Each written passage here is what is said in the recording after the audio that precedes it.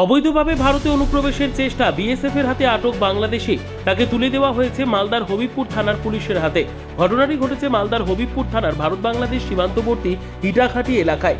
কাঁটাতারহীন এই এলাকা দিয়ে ভারতে প্রবেশ করার চেষ্টা করছিল কয়েকজন বাংলাদেশি। সেই সময় গ্রামবাসীদের সহযোগিতায় তাদের ধাওয়া করে বিএসএফ। হাতে নাতে ধরে ফেলে এক বাংলাদেশি অনুপ্রবেশকারীকে।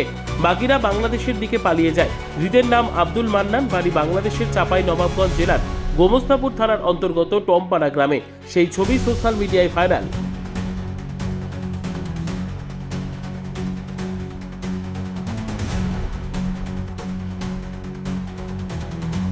নেই তার সত্ত্বেও বিএসএফ এত ভালো ডিউটি করছে আর অনুপ্রবেশকারীরা আসছে, তখন বিএসএফের হাতে ধরা পড়ছে এবং জনগণের হাতে ধুলাই খাবে।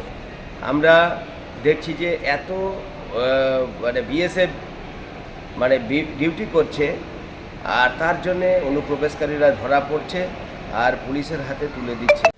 হবিবপুরে ইটাঘাটিতে যে অনুপ্রবেশকারী বাংলাদেশিকে